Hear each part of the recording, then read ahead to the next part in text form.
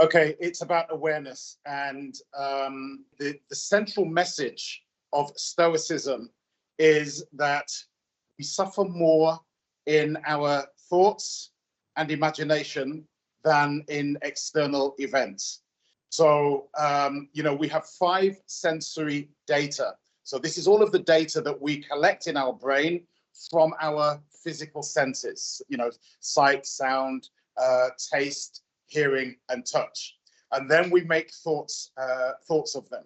So sometimes, or when I say sometimes, quite often for some people, those thoughts can be negative.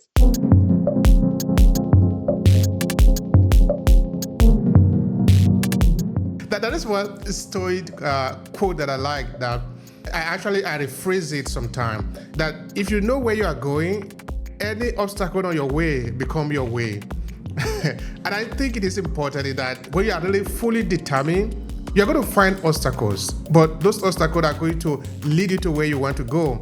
But if you don't know where you are going, when you find obstacles on your way, that is the end of the way for you. So you need to turn back.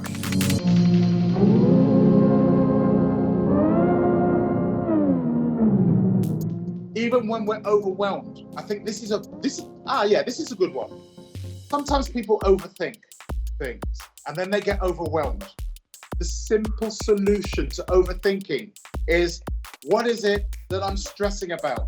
And out of all of those things, what do I have ultimate control over? And then you just focus on those things and you let go of everything else because you can't do anything with them.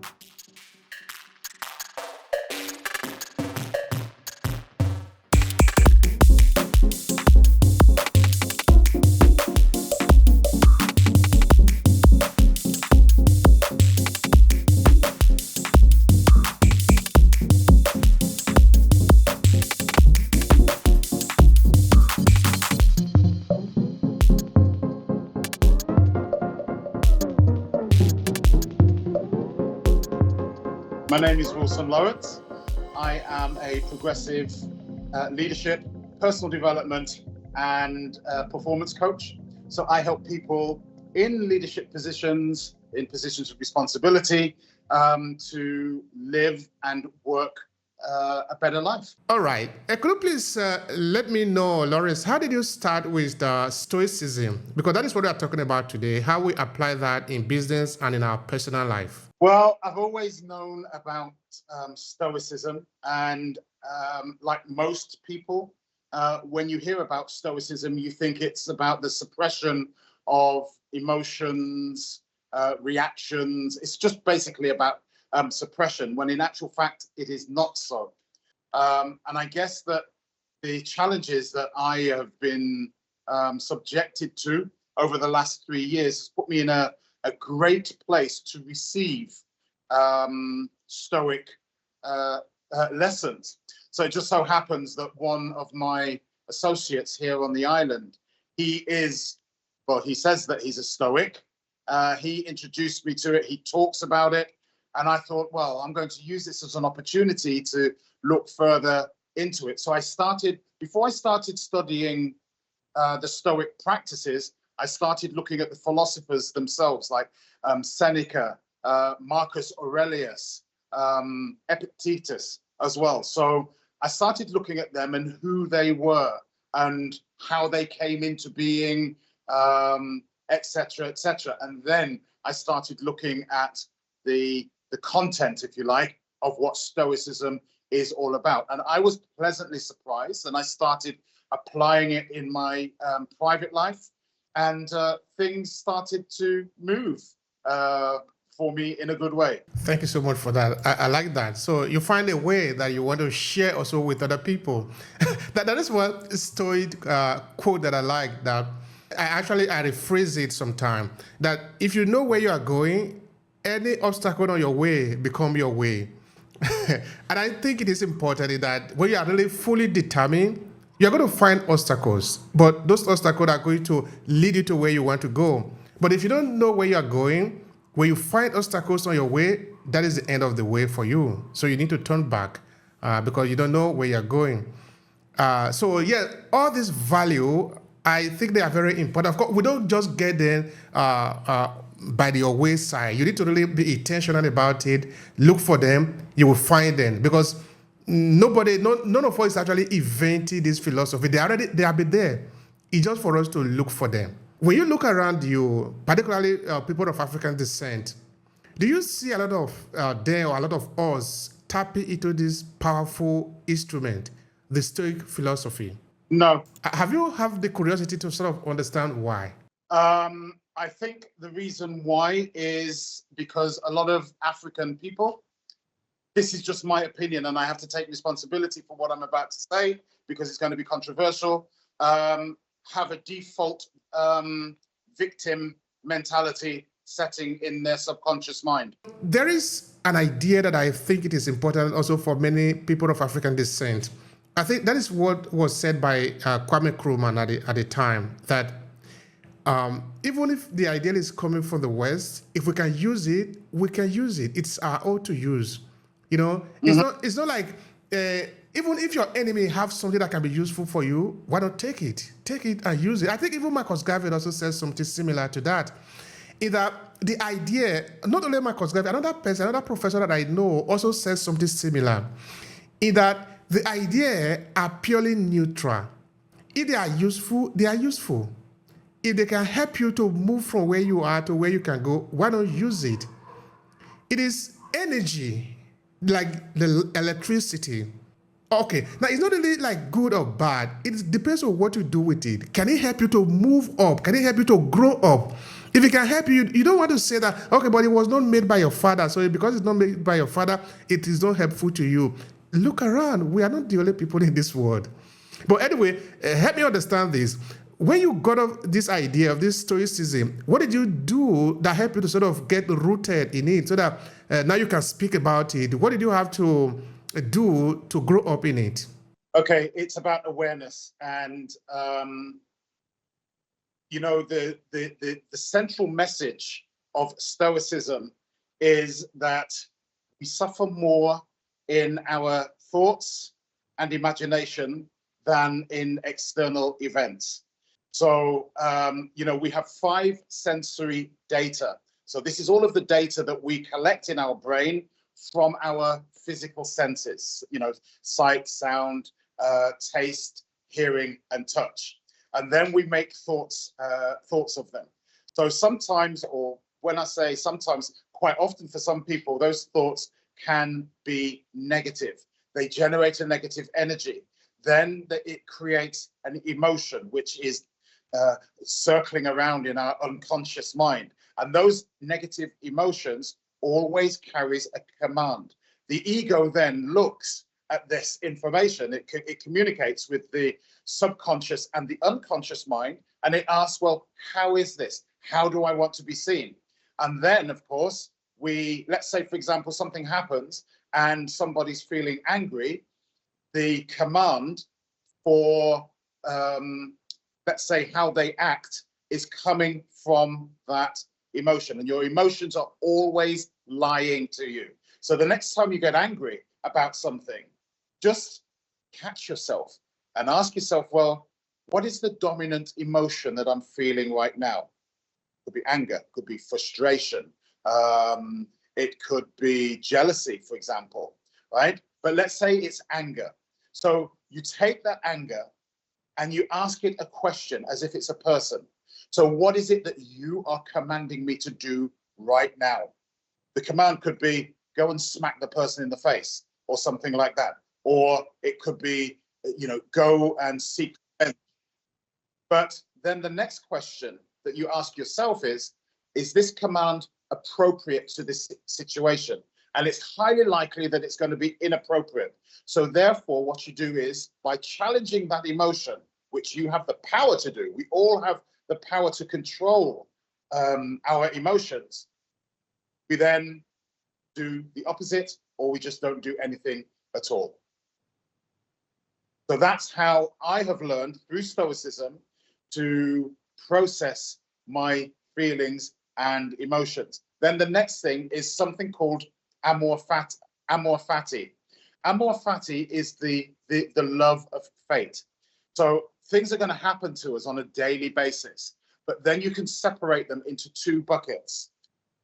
One bucket are things that I have absolutely no control over, and the other bucket is things that I do have control over. And the idea is that you only focus on the things that you have control over and you let go of the rest. That is the central line that goes through Stoicism. Now, I like something that you said there, and it's sort of very critical, is that we have the power to control our emotion. Now, I think it is important because if we are not able to control our emotion, two things are going to happen, at least two things. One, our emotion can use us. In that, because we have the autopilot, we are very advanced. Well, that's what I was saying, yes. Okay, so we are very advanced as being. Our DNA tap into roots that are very, very ancient.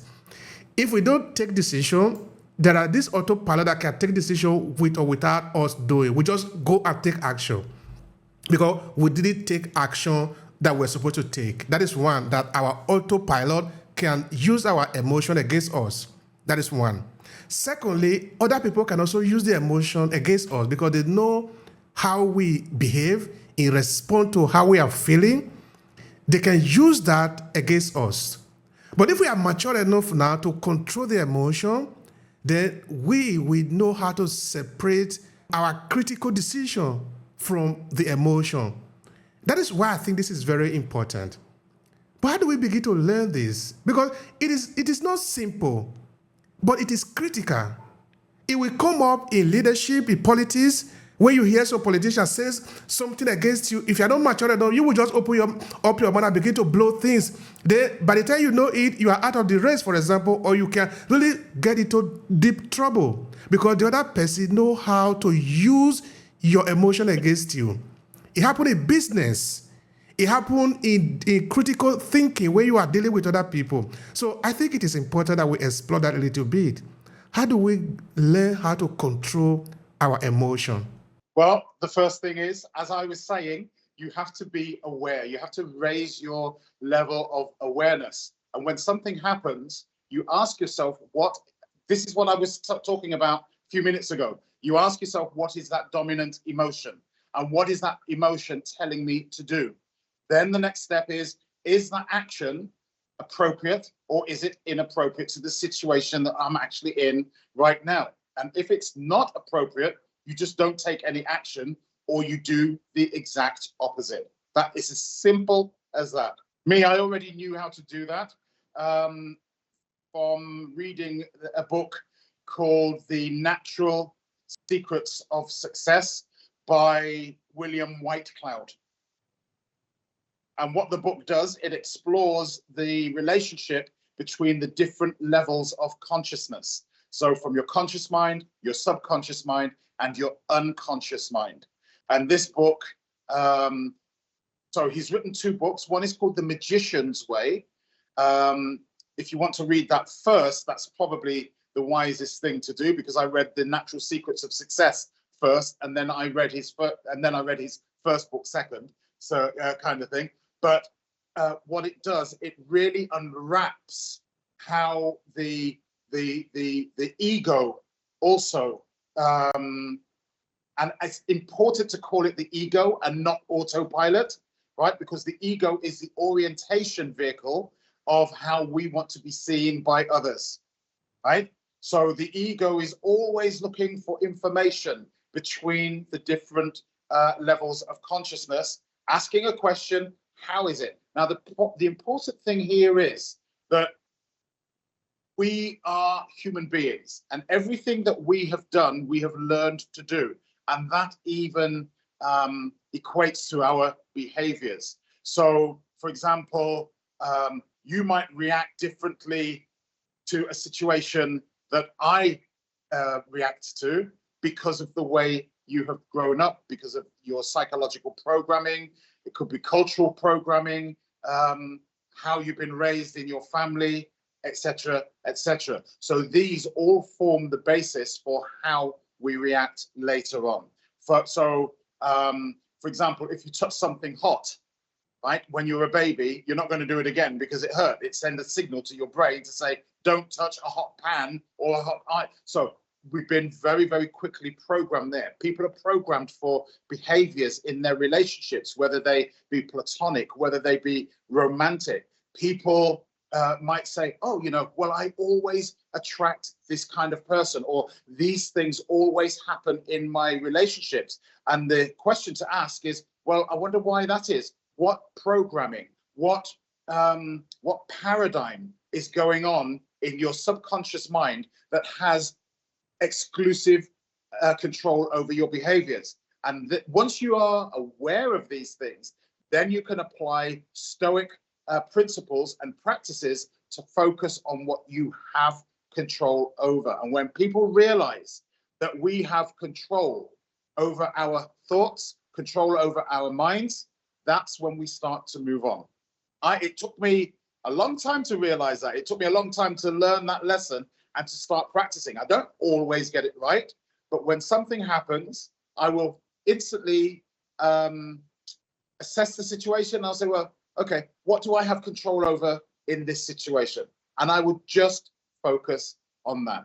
And it's made my job so much easier as a coach, because people will talk and talk and talk and talk, and then they'll start talking about something that is totally unrelated, which is more than likely going to be a projection. And then if I apply Stoicism, I will just ask them, well, do you have control over that situation? And they're likely to say no. And when they say no, then I'll ask them, well, what is the value of you putting your attention, energy, and focus into it? What do you have control over in this situation? And then we can move forwards. That is powerful. That is because you have learned that this is how it works for you, no? Yes. And you talked of programming, natural programming, and all the things that you explained there. But I'm curious. This programming, are they positive or negative, or are they neutral? Can you please expand on that? It's both. Programming. So, when we are born, we have something psychologically called the imprint years. And imprint years happens between the ages of 0 and about the ages of 9. So we're like a sponge and we soak up everything. Let me tell you a little story about imprint. My mother married a Nigerian, right? I didn't really know much about my father.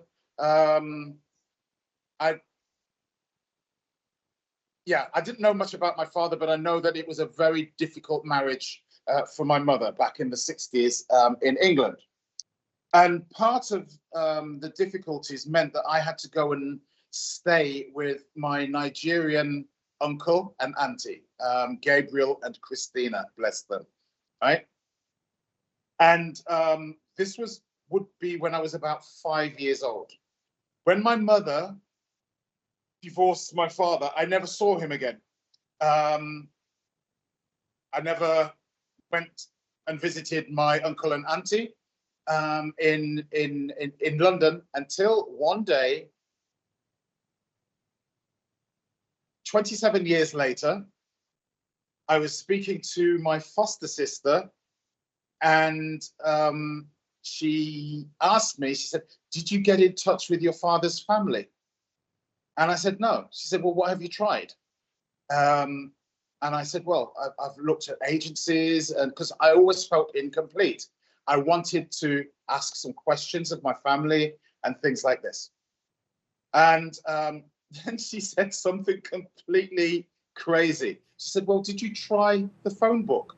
And I thought, no, actually, I didn't.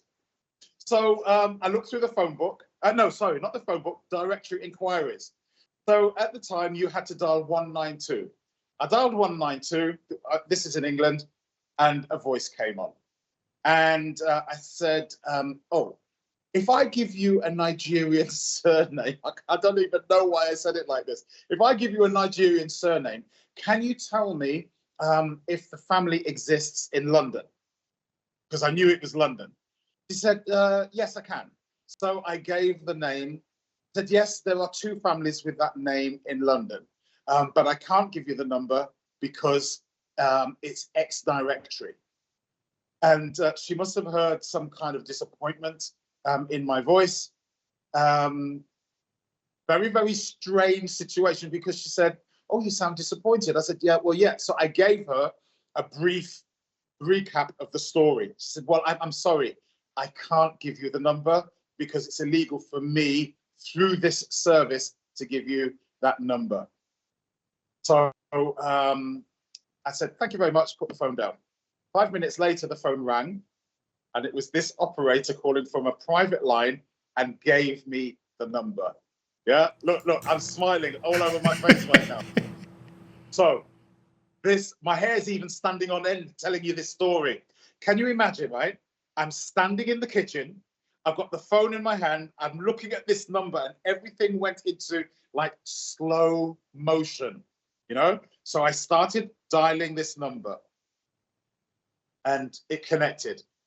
Then I heard this very well-spoken voice, and normally I'm a very confident person. I'm a good speaker, and I kind of lost it. I started stuttering and everything. And I said, "Oh, please don't think I'm being strange or anything like that, but I think I'm part of your family." She said, "Oh, one moment, please." And I could hear footsteps. I could hear more footsteps. The phone, and an older woman came on the phone, and I repeated what I said. But before I got to the end, she said, "Wilson." Wow. She said, "Wilson." So maybe about a week or 2 weeks later. Now, bear in mind, this has been 27 years since I'd seen them, or they'd seen me. So I drove down to London, and I didn't remember any of the house. But as soon as I walked into the house, my senses came alive. They used these paraffin heaters, and I recognized that aroma. That I could smell, I think it was hot pepper chicken soup, right? I could smell it. They made me, everything, all of my senses came alive, and it was almost like everything that I could smell, everything that I could taste was very familiar to me. We had eba, we had gari, we had okra, right? I had never eaten them since I was a baby or since I was a child, right? But I just, and I loved it, and it was great. So that is programming. My senses were programmed, and your senses don't forget. You might forget in your conscious mind, but somewhere in your subconscious mind, you don't forget. It's like learning something. You say, "Oh, I've forgotten." You might be learning French or something like that. You don't forget it, but it just sinks down to a deeper level of consciousness where you have to call it up from. And that's what happened to me when I went to visit my Nigerian family. That's lovely. That's really, truly lovely. Now, how could we use that knowledge for our own good when we are in situation? How are we able to recall it? Let's talk about this concept called fear of failure, which I don't believe in, but they've made people have made an industry out of fear of failure, fear of success, fear of rejection.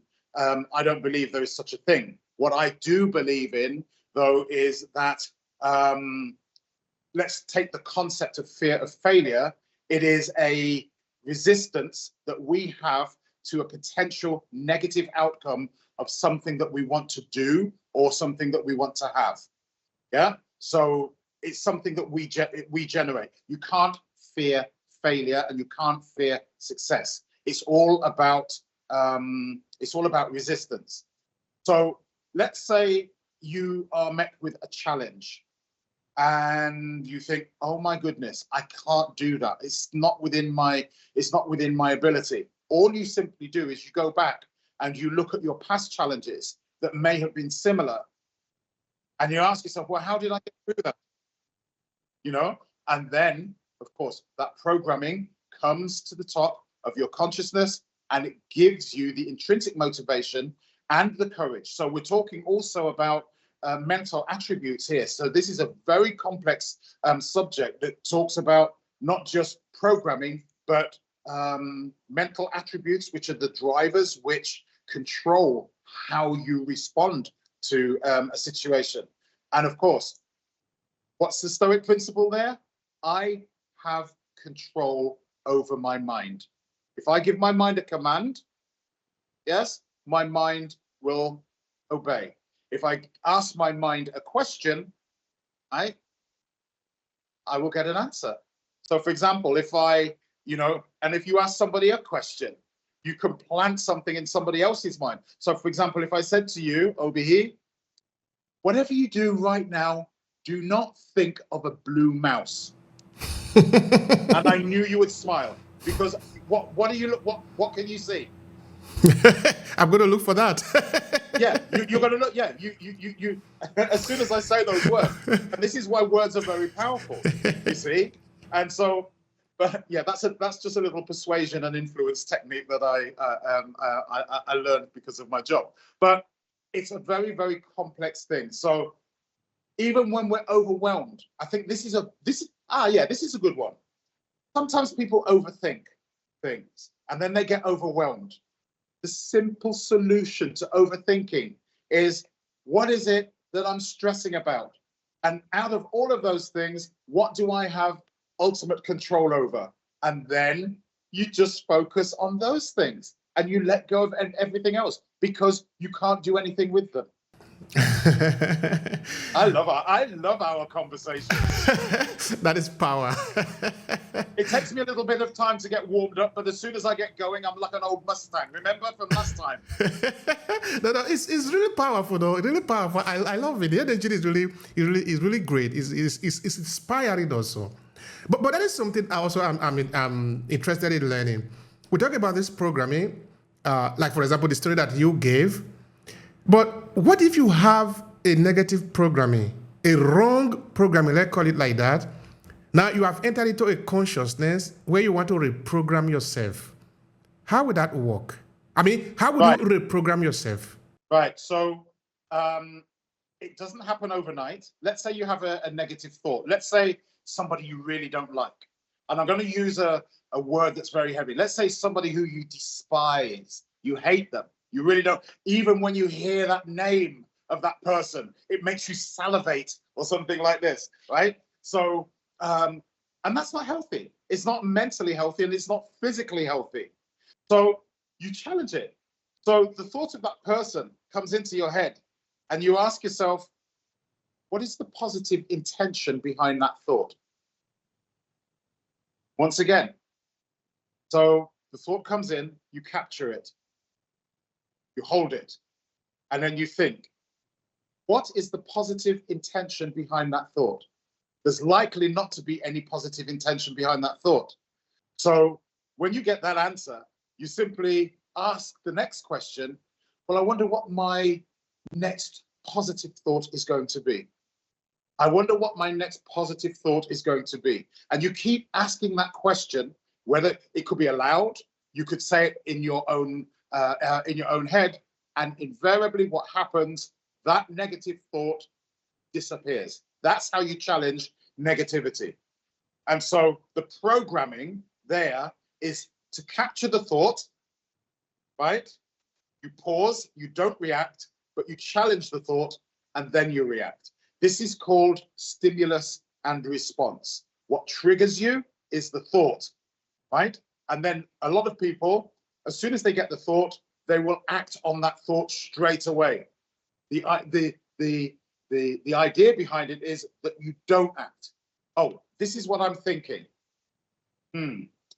So what is the positive intention behind this negative thought? There isn't one.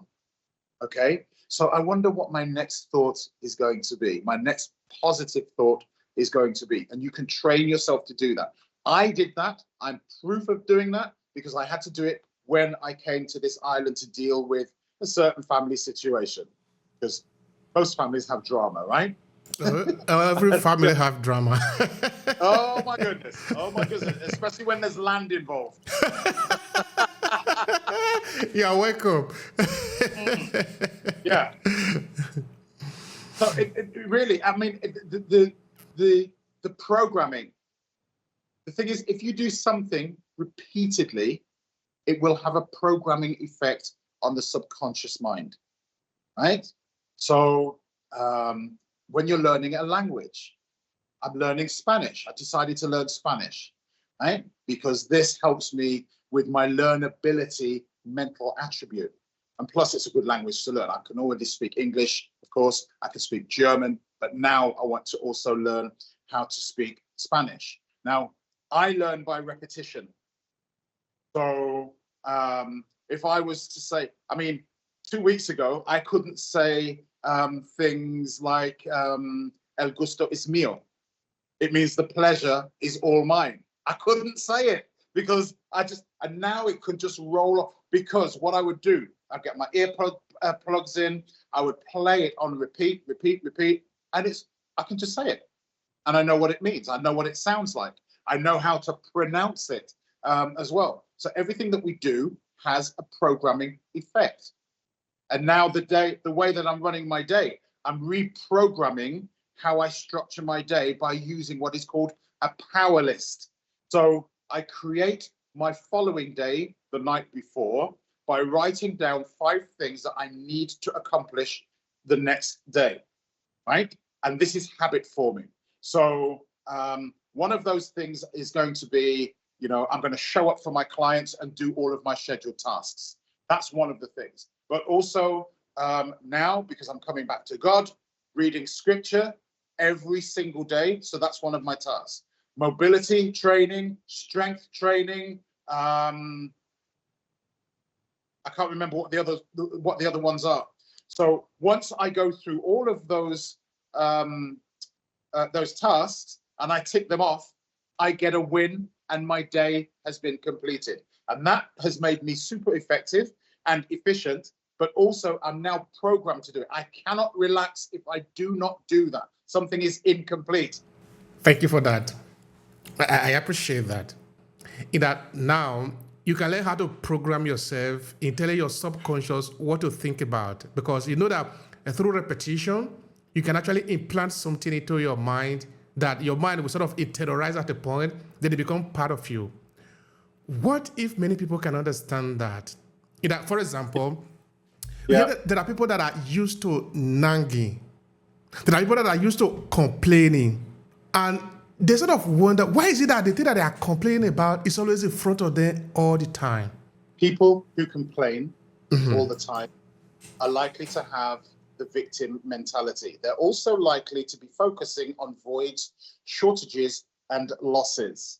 Yeah, people who complain all the time or constantly, should I say, are people who are focusing not on what they control, but they're focusing on things more that they cannot control, right? So do you want to be around a habitual complainer?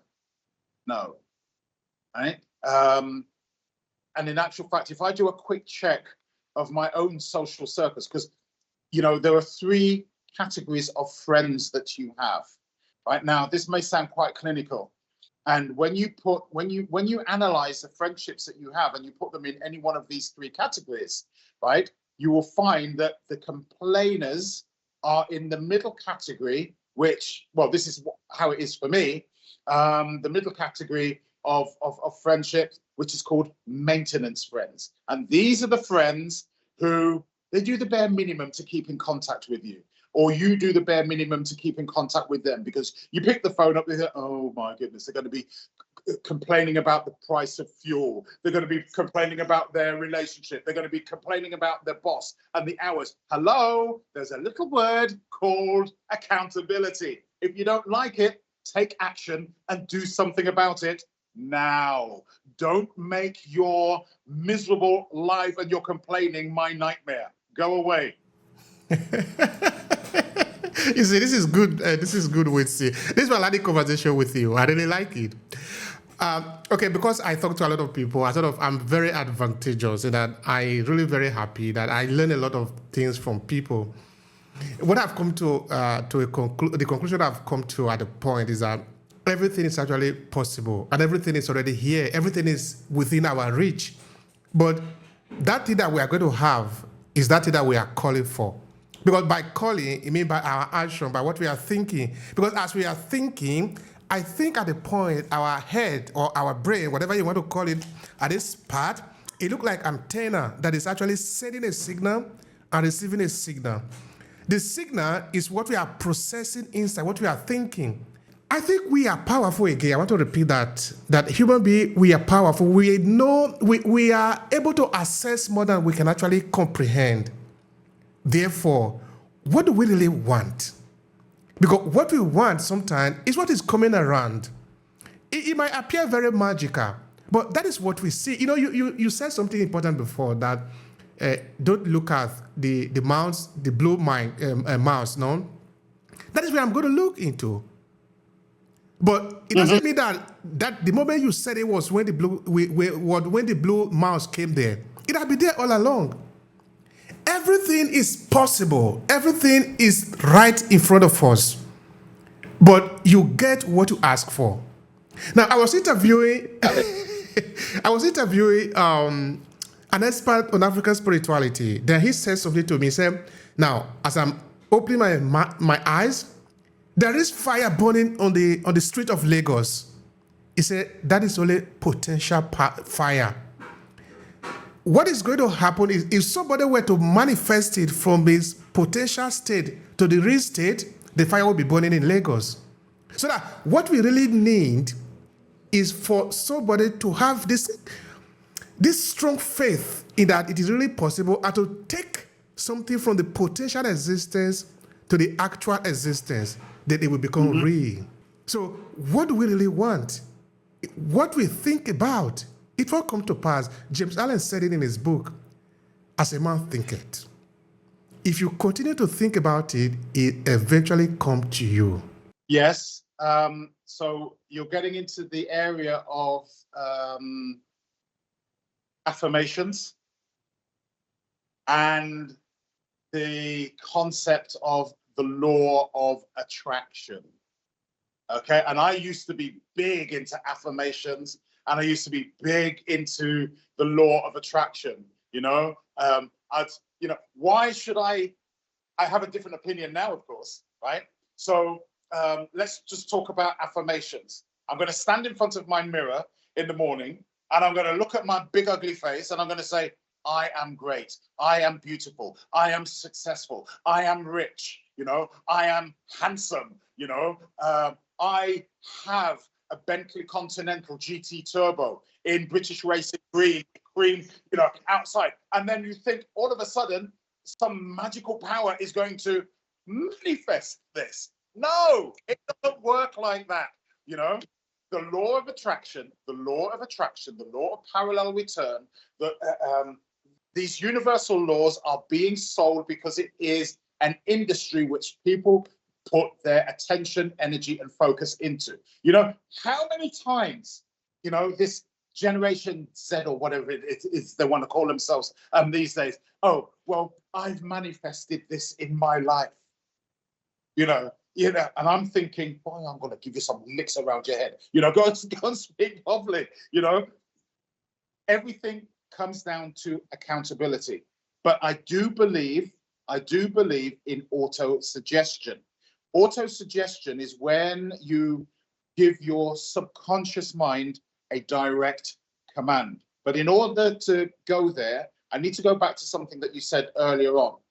Our brain basically is operates on electromagnetic waves. So therefore, the brain is like a massive transmitter and receiver of radio waves. So have you ever thought of somebody and then they've called you?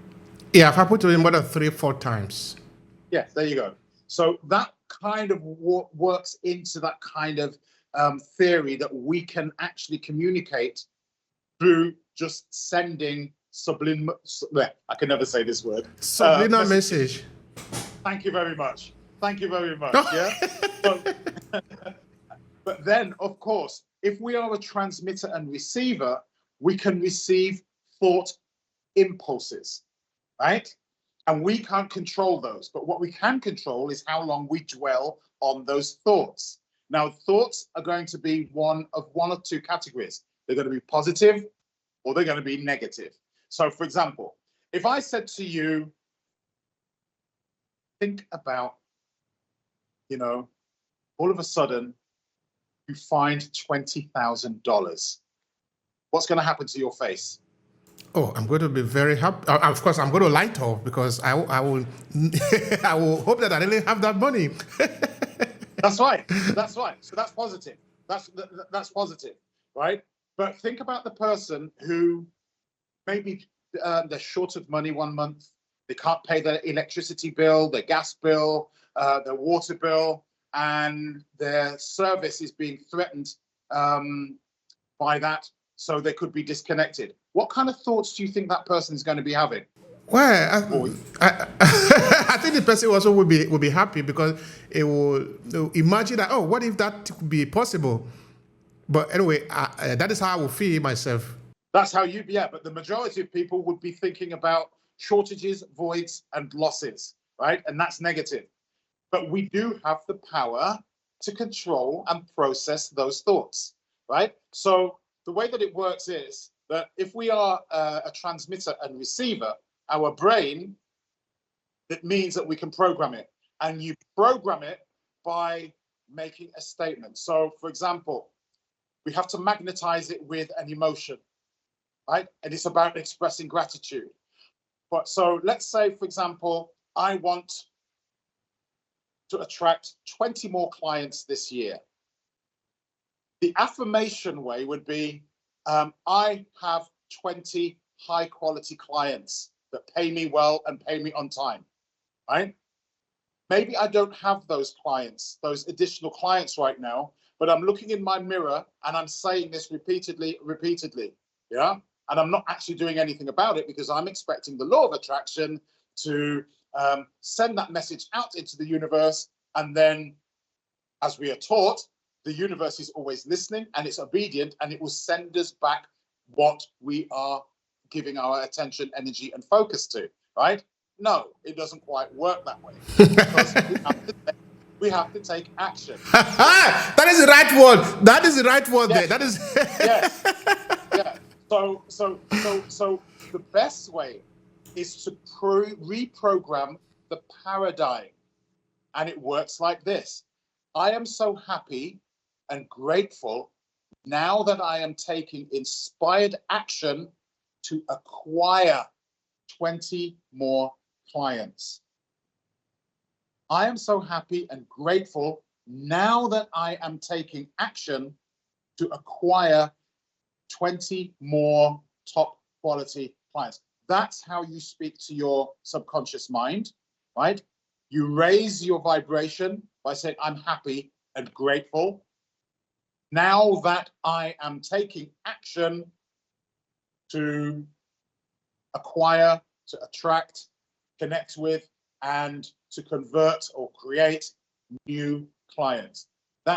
So what that does, it programs your subconscious mind to take the action, the physical action necessary to bring that into your physical realm. And that is how it works. Not just standing in a mirror saying, I have 20 clients. I earn $20,000 a month. No, it doesn't work like that. Yeah, there's a brand of tin food here and some pasta. I think it's called Goya, Goya. I don't know if you know this brand. No. Yeah. Well, sometimes I have to be a little bit rude to two of my clients because they can be a bit lazy. That's why they pay me to shout and scream at them, And I will just say to them, Goya. Goya. So if you write Goya, it stands for get off your ass. Take action. That's what we don't do. We don't take action. You can't sit there and expect. So it's like, for example, we pray to God for miracles, right? And I don't want to overstep a line here, right? Because I know that I can run off at the mouth. So if I do, just tell me to shut up, right? But is it not true that God helps he who helps himself? So true. It's true. So that backs up everything that they're trying to teach us about the law of attraction, right? But remove the action bit. You just sit there and you say it. You know, one of the worst books ever written was The Secret, because what The Secret doesn't tell you is you have to take action. In some of my books that are not really, call it the non-fiction book, because I've written a couple of non-fiction books that have a couple of trainings inside. Of course, I will usually lay down the argument, the step and the tips and the strategy to take. In most of them, I have a goal set towards the end of it, towards the introduction. Then I usually will end it with something to the effect of where the last one is action. If you don't take action, everything we have said to this point is not going to help you. Because action, I think, is the thing that really changed something. Walter Wallace, in his book, The Science of Getting Rich, I think that book was written in 1910, said something to the effect that there are signs to getting rich. And then he said, whether you know the science or you don't know, if you work according to what you are supposed to do, you will get the result that is supposed to come. Which means that knowing a law is not enough. In fact, that is something that people used to say, I used to say, but I don't say it like that anymore, which is knowledge is power. The way I say it now is knowledge is a potential power. The right application of knowledge is power. So if you don't apply it, everything you know is not going to work. So now, talking of work, how do you use Stoicism in your work to make it work for you? Share with us. Once again, by focusing on the things that I have control over. Okay, that is very good. Really, it is as simple as that. You focus on the things that you have control over. I can go onto LinkedIn and I can write some marketing posts. I can control that. But what I can't control is how many people click on or interact with my posts or actually engage me. I can't control that. But what I can control is raising my profile and the awareness of what I do in this world to help people to get the results that they can be happy with. I can control that, but I can't control people's reactions. So if I focus on my actions that are going to bring positive results, that's going to be a good action. Thank you for that. You see, the explanation that you gave actually explained what you said, and what you said before, which was just a very short one, is actually the whole of it. And it is true. By focusing on the right action. Why should I put my energy on things that I cannot control? Okay, there is something that is very common among us Africans here. Nigeria, you are half Nigerian, you should know this, is a complaint about the government, for example. And I was sort of heavy on that at the point, but I don't do that anymore. In the house, sometimes we do share a little bit of idea, or maybe it could have been better like this or that, but I try to preserve my energy for something that I can actually change. Like you said, say to me, for example, somebody have a content online. It is said that if the content is of quality, people will react to it. The reaction of the people, you cannot control it, but how to create the content to be quality, you can control that. So where do you want to spend your energy? It's up to you. So yes, 100%. It has to be in the right direction, though. Mm-hmm. We're going to be distracted by things.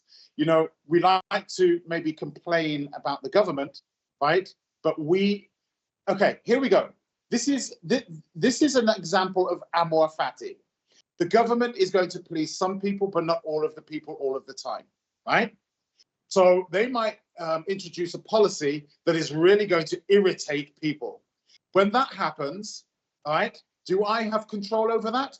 No, I don't. But I can control who I vote for in the next election. Now, what I'd like to ask you is, are there some rules that make Stoicism work for people? Are there some rules that people need to abide by? I wouldn't say that they are rules. It's just more the philosophy of where you put your focus. And when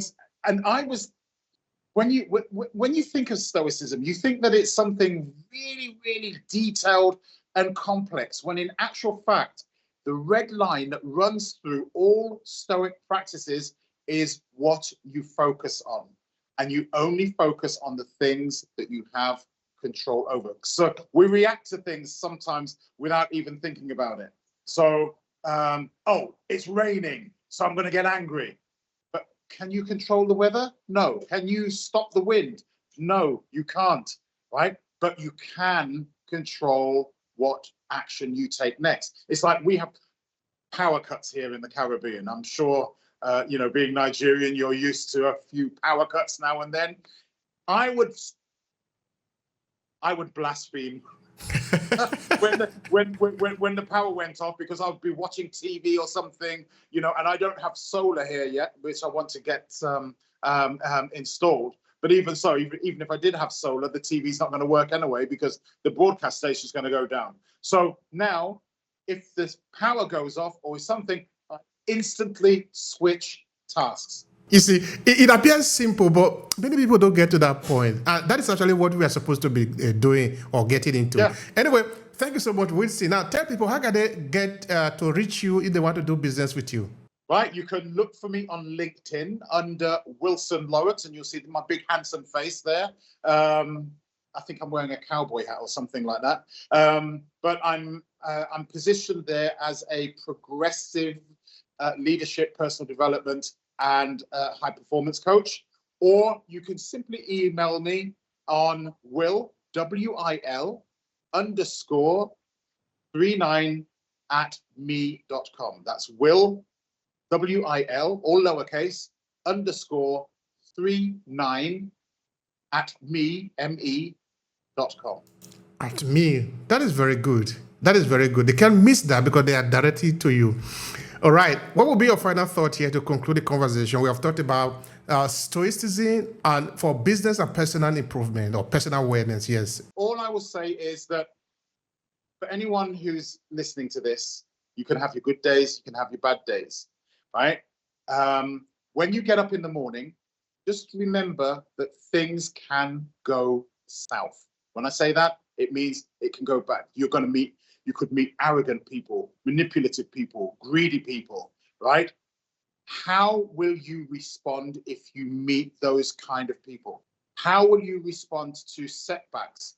You may have your day planned out to do, a number of tasks. What will happen if you can't complete those tasks or if something goes wrong, right?